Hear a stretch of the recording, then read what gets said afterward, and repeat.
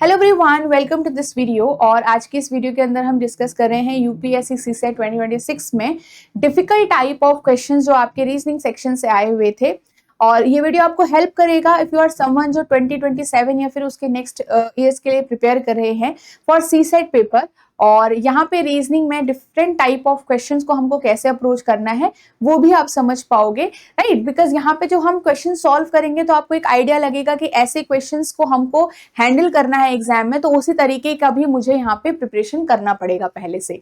ठीक है, so one by one हम यहाँ पे क्वेश्चंस को सॉल्व करेंगे, डिफरेंट जो हमारे 2026 के एग्जाम में आए हुए थे, difficult type of questions only. ठीक है, डिटेल एक्सप्लेनेशन तो आप सभी के पास है ऑलरेडी इस चैनल पर। ठीक है, 2026 का रीजनिंग का डिटेल सॉल्यूशन भी आप देख सकते हो, वो भी आपको से इसी एडुटैप यूपीएससी चैनल पर मिल जाएगा। सो अगर आप न्यू हो चैनल पे तो चैनल को जरूर सब्सक्राइब कर लीजिएगा, बिकॉज डिफरेंट इंपॉर्टेंट सेशंस भी आपके अब स्टार्ट होने वाले हैं जो आपको हेल्प करेंगे 2027 की प्रिपरेशन के लिए। और साथ ही अगर आप एक न्यू पर्सन हो, बिगिनर हो अपनी तैयारी के लिए, तो सीसेट का पैटर्न अगर आपको आइडिया नहीं है ज्यादा सीसेट के पेपर के बारे में, तो ये गाइड बुक आपको हेल्प करेगा गाइस। इस गाइड बुक के अंदर आपको इंपॉर्टेंट टॉपिक्स क्या होता है, सिलेबस क्या होता है, प्रीवियस ईयर ट्रेंड जो क्वेश्चंस का है वो कैसा रहा है, किस सब्जेक्ट में कितने क्वेश्चंस आपके आए हुए हैं, वो आपको इस गाइड बुक के अंदर मिल जाएगा। और ये कंप्लीटली फ्री है गाइस, इसकी हेल्प से आप यहाँ पे काफी इंपॉर्टेंट इन्फॉर्मेशन जान सकते हैं और इजीली आप इसको डाउनलोड कर सकते हैं। इसी वीडियो के डिस्क्रिप्शन में आपको लिंक मिल जाएगा, वहां पे जाके आप इसको डाउनलोड कर सकते हो। ओके, चलिए। सो यहाँ पे अगर आप एक न्यू पर्सन भी हो जिसको लग रहा है कि वो किसी कोर्स, किसी प्लेटफॉर्म द्वारा अच्छे से तैयारी कर सकता है, बिल्कुल बेसिक से आपको अच्छे से चीजें कवर करनी है, साथ ही आपको प्रैक्टिस भी करना है, तो मॉक टेस्ट द्वारा आप प्रैक्टिस यहाँ पे कर सकते हो। ये यूपीएससी सीसेट मास्टर कोर्स आपको काफी हेल्प करेगा इन योर प्रिपरेशन, जिसके अंदर आपका रीजनिंग भी कवर्ड है, मैथ्स कवर्ड है, कॉम्प्रिहेंशन भी इंग्लिश आपका कवर्ड हो रखा है इसके अंदर। और यहाँ पे लाइव क्लासेस आपकी स्टार्ट रहते हो जाती हैं जब आपका एग्जाम पास आने वाला होता है, और साथ ही आपका कॉन्सेप्ट रिकॉर्डेड क्लासेस ऑलरेडी इसमें अवेलेबल होती है, सो दैट आप अपनी स्पीड के हिसाब से, अपने हिसाब से यहाँ पे अपनी तैयारी कर पाओ। हर एक चैप्टर्स को, हर एक सब्जेक्ट को आपको बहुत ही बेसिक से यहाँ पे कवर कराया गया है। साथ में आपके फुल लेंथ मॉक टेस्ट है, आपका सेक्शनल मॉक टेस्ट इसके अंदर होगा, इसमें टॉपिक वाइज टेस्ट भी आपके कवर्ड होते हैं, सो दैट आप हर एक कैटेगरी में अच्छे से यहाँ पे एक्सेल कर पाए। ठीक है, नेक्स्ट आप वैलिडिटी आप अपने हिसाब से चूज कर सकते हैं। डेमो लेक्चर्स भी आपको इसके अंदर अवेलेबल हैं, तो वो भी आप देख सकते हो। इसी वीडियो के डिस्क्रिप्शन में आपको इसका लिंक मिल जाएगा, और साथ ही आप edutap.in वेबसाइट भी विजिट कर सकते हो। तो चलिए आगे बढ़ते हैं विद आवर फर्स्ट क्वेश्चन। ठीक है, यहाँ पे जो आपका नंबर लिखा हुआ है ये सेट डी के हिसाब से लिखा हुआ है, जो आपका सेट डी आया हुआ था पेपर में। ठीक है, और यहाँ पे एक ये क्वेश्चन आपका आया हुआ था पजल फॉर्मेट का। क्वेश्चन वैसे ठीक था, बट थोड़ा आपको यहाँ पे समझना पड़ेगा कि किस तरीके से आपको ये इंफॉर्मेशन यूज करनी है। आपके पास लिखा गया है PQRSNT are ranked 1 to 5, the rank of P, ये मतलब सेम ऑर्डर में नहीं गिवन हो रखा है, 1 to 5 सेम ऑर्डर में, P to T नहीं है, आपको रैंक बतानी पड़ेगी। तो P की रैंक गिवन हो गई है, कितनी है, 4 है। रैंक Q की 5 नहीं है, ठीक है। रैंक ऑफ R की रैंक कितनी है, 1। रैंक S की 2 नहीं है, और रैंक T की 3 नहीं है। क्लियर? तो ये इंफॉर्मेशन है अब आपके पास। अब इस इंफॉर्मेशन को यूज करके आपको कुछ स्टेटमेंट दे रखी है कि इनमें से कौन सा सही होगा, कि अगर रैंक S की 3 हुई तो T की 2 होनी चाहिए, और Q की 3 हुई तो T की 5 होनी चाहिए। अब इसमें से क्या सही होगा, तो पहले इसको सिंप्लीफाई करना पड़ेगा, बिकॉज रैंक मुझे सिर्फ किसकी पता है, R और P की। अगर मैं इसको सीक्वेंस वाइज लगाऊं, ठीक है, P Q R S and T,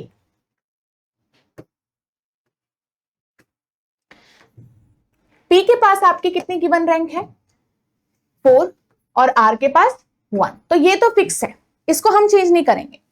अब उसने कहा S की 2 नहीं है, 2 नहीं है तो क्या नंबर बचा, अब क्योंकि 4 और 1 तो फिक्स हो चुके हैं, तो बचे 2 नंबर, और ये तो कैंसिल आउट हुआ है, राइट। 5 में से सिर्फ 2 नंबर बचते हैं, तो S के पास, मेरे पास जो है 2 चला गया, 1 चला गया, 3 की है पॉसिबिलिटी, और 5 की पॉसिबिलिटी है, ये 2 नंबर की पॉसिबिलिटी है, राइट। और उसी हिसाब से 3 यहां पे चला गया, 4 और 1 भी चला गया, तो 2 की पॉसिबिलिटी है T के पास, और किसकी पॉसिबिलिटी है, 5 की पॉसिबिलिटी है। ऐसे Q का भी देखो, 5 कैंसिल आउट हो गया, 4 और 1 भी कैंसिल आउट हो गया, तो बचा 2 और बचा 3। क्लियर है? तो यहाँ पे इनके जो पॉसिबल नंबर्स हो सकते हैं, पॉसिबल रैंक्स हो सकती है, वो क्यू, एस और टी की यही हो सकती है। तो अगर स्टेटमेंट या पहला जो बता रहा है उसके अकॉर्डिंग मैं बोलूं कि एस की रैंक 3 है, क्या पॉसिबल है? बिल्कुल पॉसिबल है। अगर एस की रैंक 3 हुई तो इसकी तो 3 हो चुकी है, तो 3 यहां से कैंसिल आउट होगा कि नहीं होगा? क्यू से 3 कैंसिल आउट होगा, राइट? तो आपके पास अगर S3 ऑलरेडी हो चुका है, क्योंकि 2 और 3 में से एक पॉसिबिलिटी Q की है, और अगर उसने कहा है कि अभी S को 3 लो, तो आपने 3 ले लिया, तो Q की रैंक कितनी हो जाएगी? 2 हो जाएगी। और फिर आपके पास 5, इसकी T की रैंक कितनी हो जाएगी? 5। सेकेंड जो आपके पास स्टेटमेंट कहा गया है कि Q की रैंक को 3 लो। अब Q के पास 2 पॉसिबिलिटी है, जिसमें से 3 उसको चला गया, तो 4 और 1 यहाँ पे फिक्स है, 3 पॉसिबिलिटी इसकी हो गई। तो अगर Q 3 है तो 3 यहां से कैंसिल आउट हो गया ना, S से 3 कैंसिल आउट हो गया, बचा क्या? 5। तो S की रैंक कितनी हो गई? 5। और अगर T से 5 कैंसिल आउट हो गया क्योंकि वो इसको जा चुका है, तो बचा क्या? 2। तो 2 मेरे पास इसका हो जाएगा। अब देखो, चेक करो कि आपको उसने पहले कहा था S की रैंक 3 है, तो T की रैंक कितनी है? 5 है, जबकि वो 2 कह रहा है। तो आपके पास ये क्या हो जाएगा? रॉन्ग। पहला स्टेटमेंट रॉन्ग। नेक्स्ट देखो, अगर Q की रैंक 3 है तो T की रैंक 5 आ रही है कि नहीं? T की रैंक अब की बार 2 आ रहा है, तो दोनों में क्या आ रहा है? ये अलग है, ऑपोजिट हो रहा है, रिवर्स हो गया, है ना? तो आपके पास T की रैंक 2 है, 5 नहीं है, तो ये भी गलत होगा। तो दोनों ही इसके अंदर आपके रॉन्ग होंगे। ओके, चलिए, तो इस तरीके से आपको इसको सॉल्व करना था। तो बेसिकली जो इंफॉर्मेशन हमारी है उसे we have to read carefully, we have to understand it. थोड़ा सा कुछ बेसिक पजल अगर आप सॉल्व करोगे तो काफी आपको यहाँ पे हेल्प मिलती है, जो डिफरेंट डिफरेंट क्वेश्चंस हमारे आते हैं। एक ये क्वेश्चन था गाइस, ये अरेंजमेंट बेस्ड था, तो डिफिकल्ट तो था ये, राइट? इसको पढ़ने में ही हमें थोड़ा लगेगा कि यार ये तो लेंथी दिख रहा है। तो 2 आइडेंटिकल स्ट्रेट रॉड हैं, पेंटेड विद 5 डिस्टिंक्ट कलर्स। इनको 5 डिवाइड कर दिया है पार्ट्स में, जो कलर में बांटा गया उसके बाद 5 पार्ट्स में डिवाइड कर दिया गया लेंथ में। मतलब इसे रॉड ऐसे होती है ना, मान लो ये रॉड है हमारी, ठीक है? इसको इस तरीके से काट दिया गया 5 भागों में, ठीक है? अब इसमें क्या कहा गया है कि उन पार्ट्स का नाम भी दिया गया है। 2 रॉड थी, तो एक का नाम P से है और एक का नाम Q से है। तो उसके P वाले को कहा गया P से लेकर 5 तक उसके पार्ट्स को नाम दिया गया। जो Q वाली रॉड थी उसको नाम दिया कि Q से लेकर 5 तक, Q5, ठीक है? Q1 से लेकर Q5 तक। इन रॉड्स को बाद में हमने रखा parallel to each other by side, मतलब दोनों रॉड्स को आपने इस तरीके, तो क्या बोल सकते हैं इसको? पैरेलल रो अरेंजमेंट अगर आपने पढ़ा होगा तो उस तरीके से है ये। फिर P1 Q3 को मैच कर रहा है। अब ये कंडीशंस आपकी कहां से स्टार्ट हो रही हैं? कंडीशन आपकी स्टार्ट हो रही है यहां से। तो इसने अब आपको कंडीशन दे दी। ये तो सारी इंफॉर्मेशन था कि इंस्ट्रक्शन में कैसे रखोगे आप उनको। तो दोनों रोड को आप ऐसे रख रहे हो, इस तरीके से, ठीक है? सपोज आपने P वाली रॉड यहां रख दी, Q वाली रॉड यहां रख दी, क्योंकि कोई डायरेक्शन तो दी नहीं गई है। P1 जो है वो Q3 को मैच करता है, P4 जो है वो Q1 को मैच, Q1 या फिर Q2 को मैच करेगा, Q4 आपको या तो इसको और ये तो इसको, ठीक है, ऐसे मैच करेगा। Let's see. तो ये P वाली रॉड है, ये आपकी Q वाली रॉड है। तो कह रहा है P1 आपका Q3 को मैच, मतलब सपोज इसके ऑपोजिट मैच, मतलब उसके ऑपोजिट रखा हुआ है, वो पार्ट उसके सामने आ रहा है। P1 जो है, P4 जो है वो किसको मैच करेगा? Q1 या फिर Q2 को मैच करेगा। उसी तरीके से आपके पास Q4 जो है, सॉरी, Q4 जो है वो P3 या फिर P5 को मैच करेगा। और साथ में ये कहा गया है कि Q3 और Q5 जो है वो एडजेसेंट रखे हुए हैं। आपको यहाँ पे, क्योंकि हमें कोई भी फिक्स नहीं पता, ये जरूरी थोड़ी कि आसपास ही है, तो मैंने बना दिए हैं बस। जरूरी नहीं कि P1 और P4 आसपास है, नहीं, P3 और P5 एडजेसेंट है, ये गिवन है बस। तो सपोज P3 के इधर भी आप P5 हो सकता है, सॉरी Q3 के इधर भी Q5 हो सकता है, Q3 के इधर भी Q5 हो सकता है, दोनों साइड हो सकते हैं हमारे पास। तो यहाँ पे 2 इंफॉर्मेशन, तो यही 2 पॉसिबिलिटीज तो यहीं से आ गई।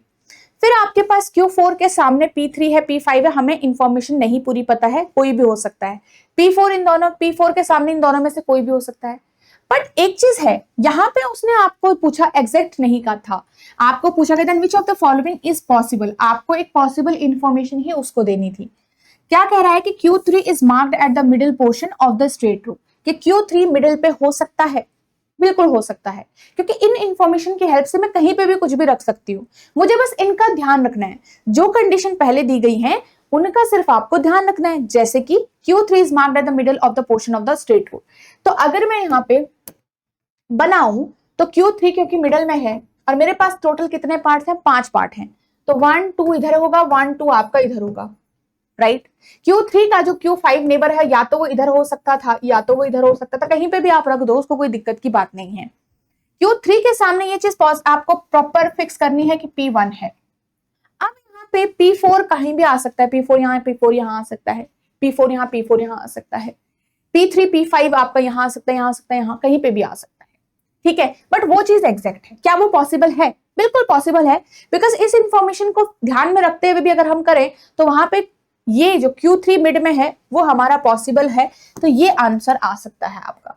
P2 is marked at the one of the extreme portion of the straight road। क्या P2 एक्सट्रीम पोर्शन पे हो सकता है? जैसे मैंने आपको यहाँ पे बताया, एग्जाम्पल दिया, इसी में मैं आगे अगर आपको बढ़ाऊं, चलो मैंने यहाँ पे P5 को फिक्स कर दिया, चलो मैंने फिक्स कर दिया सपोज, है ना, क्योंकि there are multiple possibilities guys, यहाँ पे क्या होगा, मल्टीपल पॉसिबिलिटीज, उसमें से ही पूछा गया था कि ये दो में से क्या आपका पॉसिबल है कि नहीं।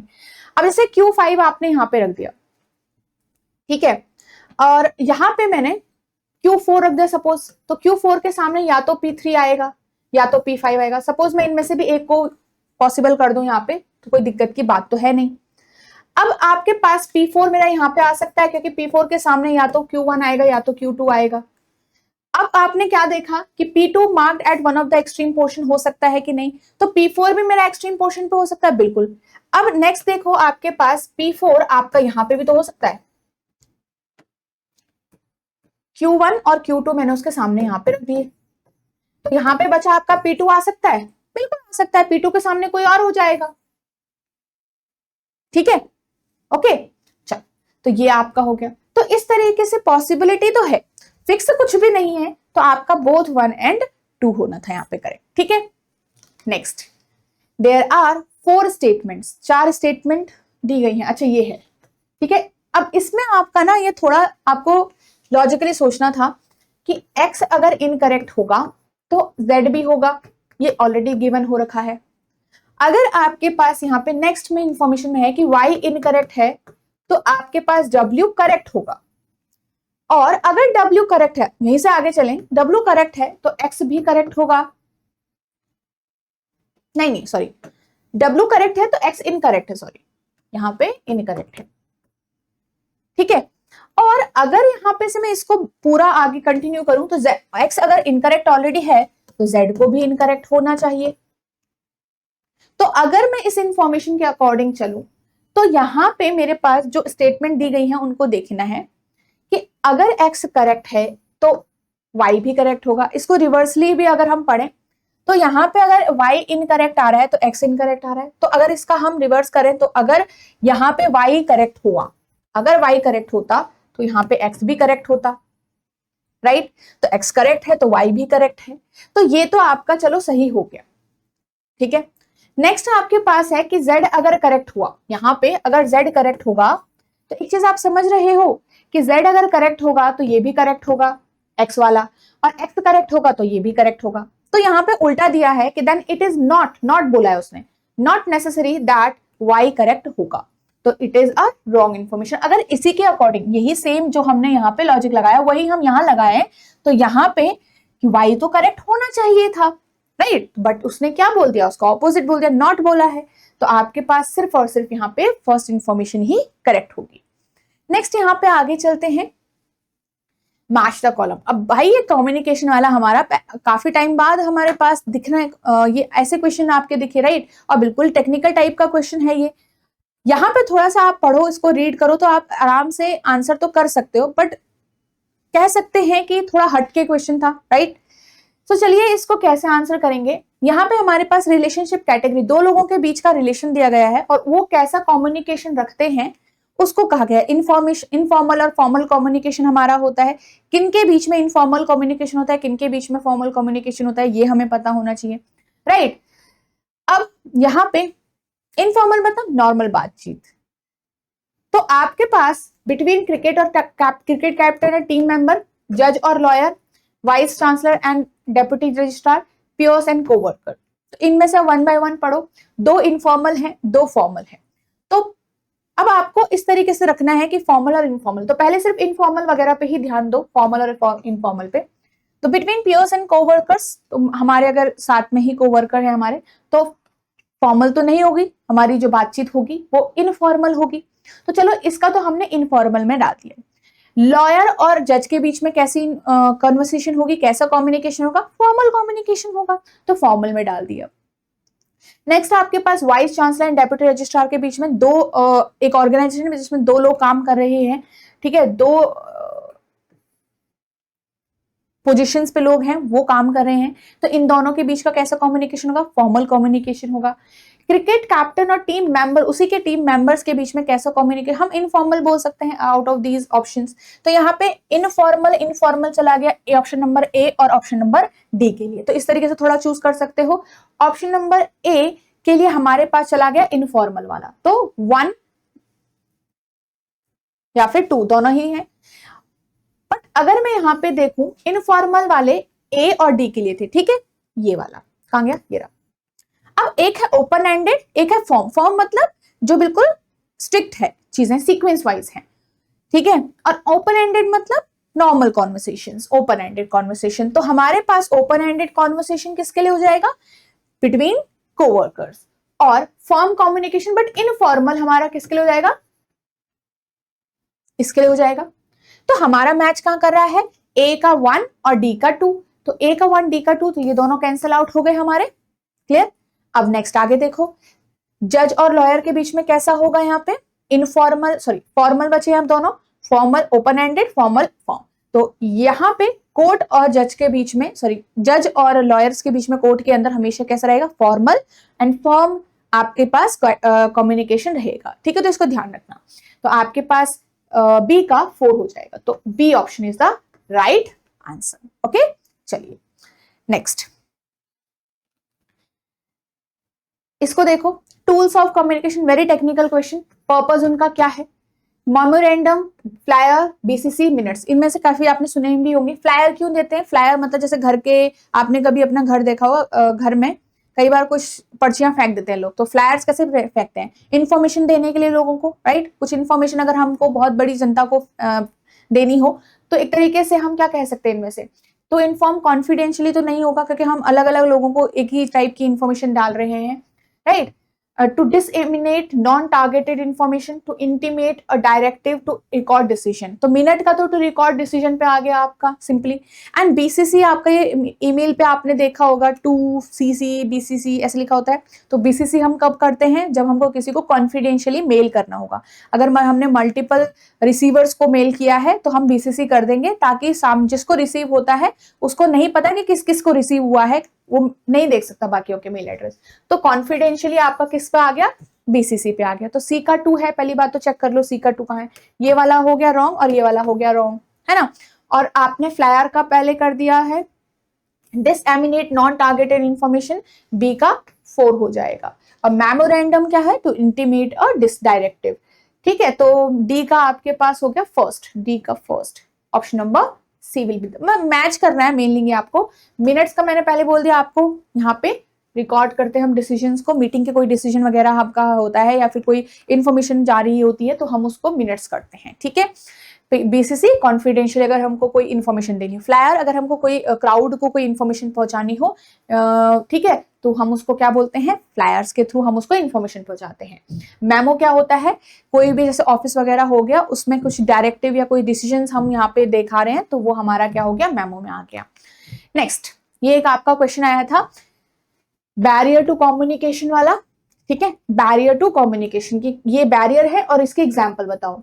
तो सेमेंटिक बैरियर क्या होता है, सेमेंटिक बैरियर रिलेटेड होता है मीनिंग ऑफ वर्ड्स से। मीनिंग अगर किसी को समझ नहीं आ रहा है तो सेमेंटिक बैरियर में चला जाता है, ठीक है। तो information overload, misunderstanding the meaning of word, fear of social stigma and lack of feedback. तो लैक ऑफ फीडबैक आपका ऑर्गेनाइजेशनल में चला जाता है। वाई, बिकॉज देखो सपोज जैसे कि नीचे से कोई एम्प्लॉयर है और वो एम्प्लॉय है, वो अपने मैनेजर से दूसरे मैनेजर तक बात पहुंचाना चाहता है, ठीक है, बट कोई फीडबैक नहीं आ रहा है, तो फीडबैक सिस्टम जो है वो लैक है। तो ऑर्गेनाइजेशनल ऐसे यहाँ पे आपका बैरियर हो जाएगा कि आपके जो इन्फॉर्मेशन है वो जल्दी नहीं जा पा रही है या वहां से फीडबैक आपका जल्दी नहीं आ पा रहा है, बिकॉज स्टेजेस जो हमारे हैं, मैनेजर, उसके ऊपर मैनेजर, फिर उसके ऊपर ऐसे ऐसे करके बॉस, ठीक है, इन्हीं स्टेजेस की वजह से क्या है, कम्युनिकेशन स्मूथ नहीं हो पा रहा है। सेमांटिक मैंने आपको क्या बताया, misunderstanding the meaning of word. अब यहाँ पे कॉग्निटिव क्या हो गया, आपका इंफॉर्मेशन ओवरलोड हो गया। ओवरलोड मतलब यहाँ पे इंफॉर्मेशन, आपको किसी चीज के बारे में कोई सामने वाला बता रहा है, शेयर कर रहा है, but you don't know about the topic, या फिर you are not able to understand वो क्या बोल रहा है, तो इसका हो गया इंफॉर्मेशन ओवरलोड। तो बेसिकली मेरा आंसर क्या आ जाएगा यहाँ पे, सेमांटिक का 2 हो गया, तो आपके पास ए का 2 है, इस तरीके से मैच कर लो आप, तो ए का 2 हो गया, तो आपके पास ये दो तो वैसे ही रॉन्ग हो जाएंगे। देन बी का आपके पास यहाँ पे क्या हो जाएगा, इंफॉर्मेशन ओवरलोड हो गया। अफेक्टिव क्या हो गया कि मुझे सोशल स्टिग्मा है, तो वो अफेक्टिव में आ गया, इमोशनल में आ गया, ठीक है। तो यहाँ पे मैंने ये दोनों कैंसिल कर दिए, ए का 2, सी का 1, तो सी का 1, तो option number D is the right answer. Okay, चलो नेक्स्ट। एक ही क्वेश्चन भी आया था गाइस, वैसे तो डिफिकल्ट है, बट परमुटेशन कॉम्बिनेशन अगर आपको आता हो तो ये आसान भी है, राइट। तो क्यू यू ई यू ई, यहां पे क्या था कि हमें बोला गया था कि द वर्ड्स दस formed need not necessary have any meaning, उसमें कोई मीनिंग नहीं होनी चाहिए, बस आप मुझे हमें ये बताओ कि अगर हम इन लेटर्स को शफल करें, राइट, तो यहाँ पे कितने वर्ड बनेंगे। अब वो वर्ड को मीनिंगफुल जरूरी नहीं है होना, तो कितने वर्ड बनेंगे भाई, कितने, अब क्योंकि हम शफल कर रहे हैं, पोजीशन चेंज कर रहे हैं, इट मींस हम यहाँ पे देख रहे हैं कि कितनी कितनी ऐसी हमारी वर्ड्स बन सकते हैं, कितने कॉम्बिनेशन बेसिकली हमारे बन सकते हैं, तो हम क्या करेंगे, परमुटेशन लगाएंगे यहाँ पे, कॉम्बिनेशन लगाएंगे यहाँ पे। तो आपके पास क्या हो जाएगा, यहाँ पे साथ में उसने एक और कंडीशन दी है कि Q is always followed by you, तो आपके जो वर्ड हो उसमें हमेशा क्यू जो है वो यू के आगे होना चाहिए, मतलब या फिर क्यू जो है वो यू से फॉलो होना चाहिए, तो इस तरीके से क्यू और यू आने चाहिए, राइट। तो अब इन दोनों को हमने साथ में रखना, तो इसको अब एक ही टर्म मानेंगे हम, तो टोटल हमारे पास ये दो तो एक साथ ही हो गए, मान लो ये वाला यू है, ये दोनों एक साथ हो गए, तो 1 2 3 टर्म ये हो गई, 1 2 3 टर्म ये हो गई, एक ये हो गई, तो टोटल 4 टर्म्स हो गए मेरे पास। तो 4 को मैंने अलग अलग शफल करना है। 2E मेरे पास यहाँ पे 2E का है, कॉमन आ रहा है, सेम टाइप का है, रिपीट हो रहा है, तो आप इस तरीके से इसको शो करोगे, 4 3 2, यहाँ पे 2, तो 2 से 2 कैंसिल हो जाएगा, कितने वर्ड्स मेरे पास बनेंगे, टोटल 12 वर्ड्स बनेंगे, अगर मैं हमेशा क्यू को यू से फॉलो करूँ, ठीक है। नेक्स्ट आपके पास ये क्वेश्चन था, थोड़ा रीड करने में एकदम से समझ तो नहीं आ रहा है ये क्वेश्चन, राइट, बट आपको अगर थोड़ा सा और पढ़ोगे, थोड़ा सा आपका कैलकुलेशंस ठीक होगी, तो जाके आप इसको समझ पाओगे, लॉजिकली थोड़ा समझना भी पड़ेगा। इसमें कहा गया है टॉय टी है जो जंप करता है, फॉरवर्ड फिर बैकवर्ड भी करता है। अगर वो फॉरवर्ड, मान लो मैंने एक जंप लिया ऐसे करके, तो मैं कितने स्टेप्स आगे आ रही हूँ, एक तरीके से आप इसको स्टेप मान लो। अगर मैंने एक जंप एक है, अगर मैंने फॉरवर्ड एक जंप लगाई तो मैं 5 स्टेप आगे जा रही हूँ, ठीक है। फॉरवर्ड में आप कितने स्टेप आगे जा रहे हो, 5 स्टेप। फिर अगर बैकवर्ड मान लो मैं एक जंप लगाऊंगी, सिर्फ एक जंप बैकवर्ड लगाऊंगी, तो मैं 2 स्टेप्स जा रही हूं बैकवर्ड में, फिर 2 स्टेप्स पीछे हो जा रही हूं मैं। अब मैं क्या करूंगी, अगर जंप करते रहूंगी, कभी बैकवर्ड कभी फॉरवर्ड, कभी बैकवर्ड कभी फॉरवर्ड, तो मेरे स्टेप्स थोड़ा कंबाइन टाइप्स में हो जाएंगे, कुछ आगे जाएंगे कुछ पीछे जाएंगे, फिर है ना। तो उन सभी के बाद अगर मैंने टोटल 31 जंप लगाई, टोटल मैंने 31 जंप लगाई, अब वो फॉरवर्ड भी हो सकती है, बैकवर्ड भी हो सकती है, कुछ भी हो सकता है। तो टी जो मतलब ये टॉय जो है उसने एग्जैक्टली 15 फॉरवर्ड, मतलब रिजल्टेंट जो लास्ट में है, क्योंकि अगर मैं 31 जंप लगा रही हूँ जिसमें मैं फॉरवर्ड भी जा रही हूँ बैकवर्ड भी जा रही हूँ, तो मैंने कुछ स्टेप आगे की तरफ कवर किए होंगे, कुछ स्टेप मैंने बैकवर्ड पीछे की तरफ कवर किए होंगे। तो यहाँ पे अब जब मैं आगे जा रही हूँ जब मैं पीछे जा रही हूँ, इस पूरा का रिजल्टेंट जब आया तो पूरे 15 फॉरवर्ड आया मेरा, मतलब मैंने टोटल जो जंप है, टोटल जंप जो है वो कितने हो गए मेरे, 31 हो गए, ठीक है। अब यहाँ पे टोटल स्टेप्स जो है, मान लो स्टेप्स मान लेते हैं इसको, कितने हो गए total, forward backward, sorry 15 forward की साइड हो गए। अब यहाँ पे लास्ट में पूछा गया है कि अब बताओ कि जो टोटल 31 जंप्स थे उसमें से फॉरवर्ड कितने हैं और बैकवर्ड कितने हैं, और उन फॉरवर्ड और बैकवर्ड के जंप का नंबर, स्टेप का नहीं, जंप का नंबर के बीच का डिफरेंस क्या है वो आपको निकालना है। तो ये सारी चीजें थी।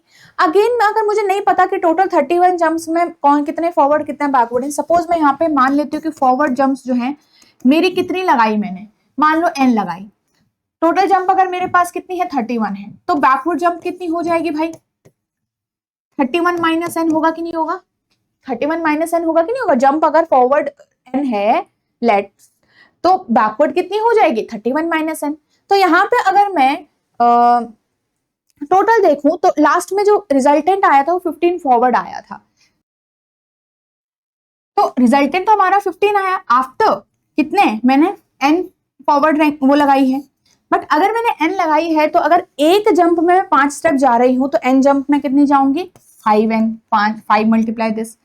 अब यहाँ पे टोटल लास्ट में फॉरवर्ड ही आया है तो माइनस टोटल बैकवर्ड जंप कितनी हुई 31 माइनस n। अगर एक जंप में एक बैकवर्ड में मैं 2 स्टेप जाती हूँ तो 31 माइनस n स्टेप्स में मैं कितना जाऊंगी 31 minus n multiply by 2। Last में जो हमारा आया है रिजल्टेंट वो 15 फॉरवर्ड रैंक आया, फॉरवर्ड आया है पूरे स्टेप्स।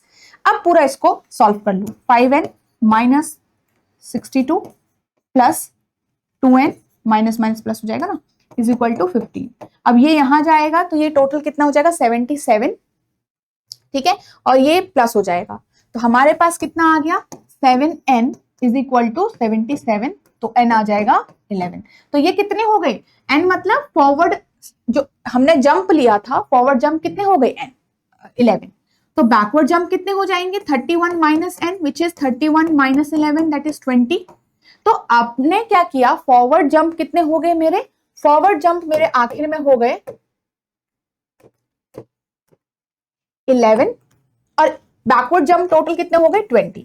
तो मुझे अब इन दोनों का डिफरेंस बताना है, तो इन दोनों का डिफरेंस क्या होगा 9। तो सबसे पहले जो क्वेश्चन समझना है वो क्वेश्चन एक्जेक्टली पूछ क्या रहा है, हमको यहाँ पे तक नहीं रुकना था, हमने यहाँ पे देखना कि उनका डिफरेंस कितना होगा, ठीक है।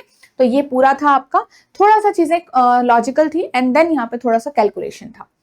एक ये क्वेश्चन आया था बिल्कुल आपका जो क्वेश्चन होता है सिटिंग अरेंजमेंट का, सर्कुलर बेस्ड अरेंजमेंट, बट यहाँ पे आपके पास जो इन्फॉर्मेशन थी वो डायरेक्ट इन्फॉर्मेशन तो नहीं थी, ठीक है।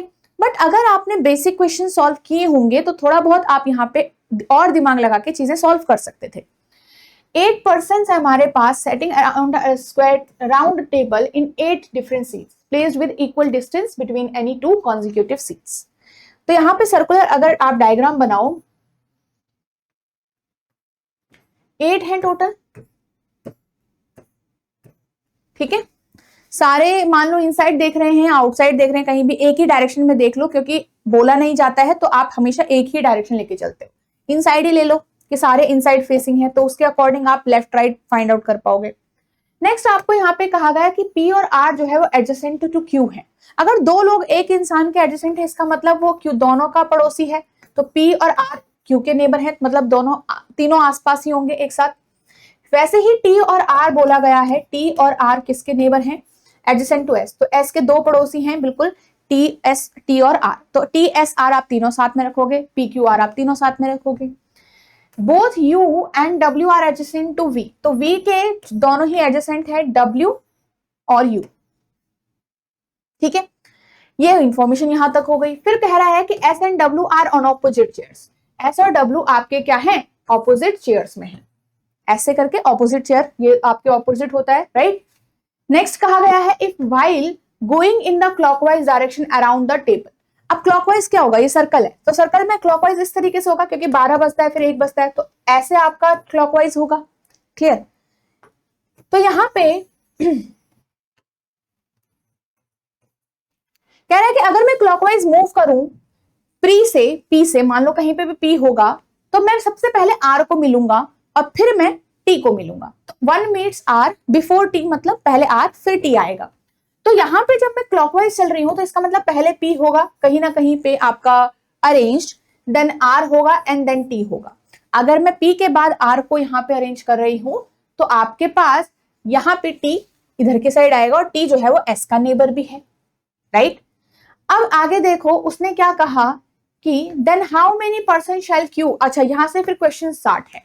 अब आपको इसको क्या करना पड़ेगा, इसको बस अरेंज करना पड़ेगा सारे पर्सन्स को विद गिवन कंडीशंस। अब इनको देखो कैसे यूज करोगे आप।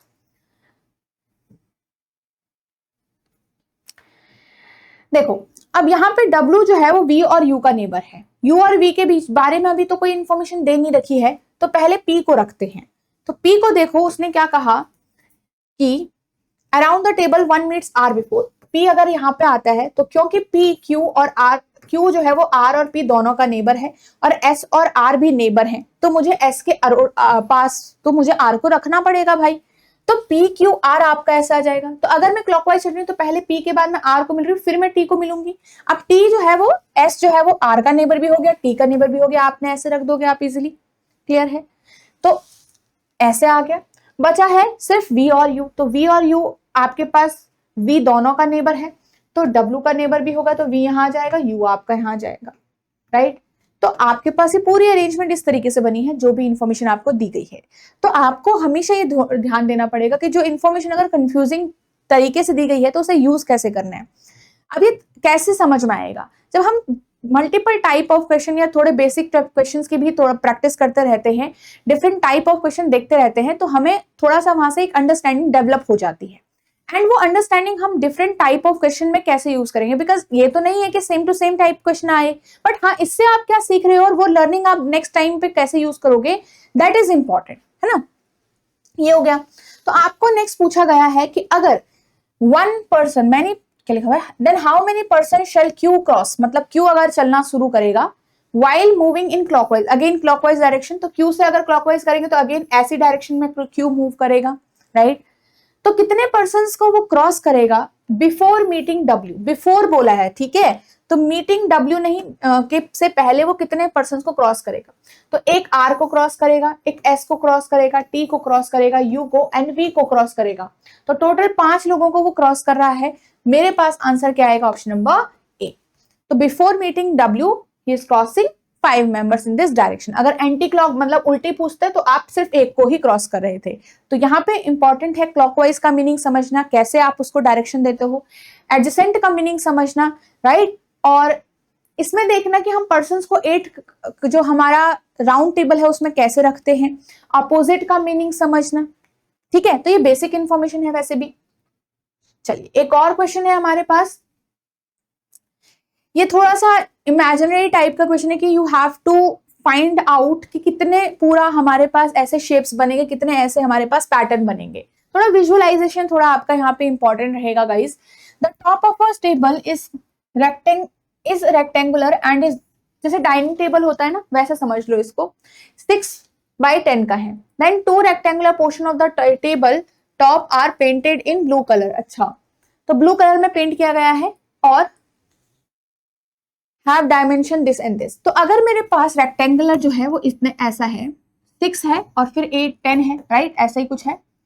और यहाँ पे बहुत अच्छा दिया गया था कि इस तरीके से आपको अगर यहाँ पे मेजरमेंट दी गई थी, तो कह रहा है कि बोथ दीज पोर्शन, उसमें से पोर्शन कट किया गया है, लिखा है 2 rectangular portion of the top table are painted in blue colour, या फिर कट करके ब्लू कर रखा है या फिर ब्लू कर दिया, तो एक तरीके से ब्लू पार्ट हो गया वो अलग से। तो ब्लू पार्ट कितना है, इतना है उस पूरे डायमेंशन में।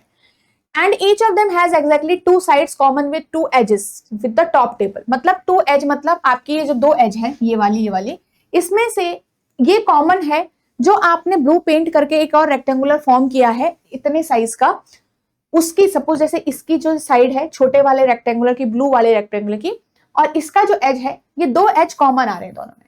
ये 2 एज क्या है, कॉमन है, कोई भी 2 एज कहीं पे भी लगा लो, कॉमन है, बस 2, ठीक है। तो अगर हम बोले कि 2 एज कॉमन है तो हमें इतना आइडिया आ गया कि इस तरीके से बन सकता है, जो ब्लू कलर मैंने किया होगा इस तरीके से बन सकता है। और साथ ही क्योंकि ये 2.5/8 है तो 8 इस वाली साइड तो हो नहीं सकता, तो 8 किस साइड होगा, आपका इस वाली साइड होगा, लेंथ की साइड होगा, क्योंकि ऑलरेडी 6 है, 6 से ज्यादा तो कट हो नहीं सकता। और ये वाला साइड आपका हो गया 2.5 का।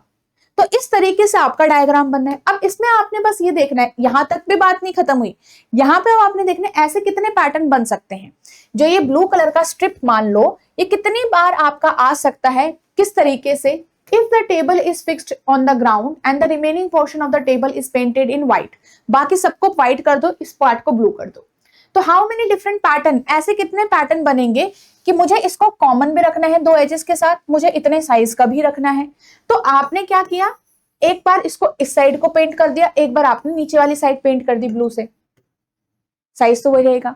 एक बार आपने क्या करा, लेफ्ट साइड को ही रख रहे हो तो एक बार इधर के साइड को पेंट कर दिया, और एक बार आपने क्या किया, एक बार आपने नीचे की साइड को राइट में पेंट कर दिया। तो ऐसे कितने पैटर्न बन रहे मेरे पास, टोटल 4 पैटर्न बने। तो थोड़ा सा विजुअलाइजेशन पैटर्न का आपको यहाँ पे आना था, ठीक है। लॉजिकल क्वेश्चन है, चलिए ओके। चल सो ये सारे क्वेश्चन गाइस आप जब हमने सॉल्व किए, और इनको सॉल्व करने का एक रीजन यहाँ पे है कि आप समझ पाओ कि इन फ्यूचर अगर ऐसे क्वेश्चंस हमारे एग्जाम में आए तो हमको उनको कैसे डील करना है।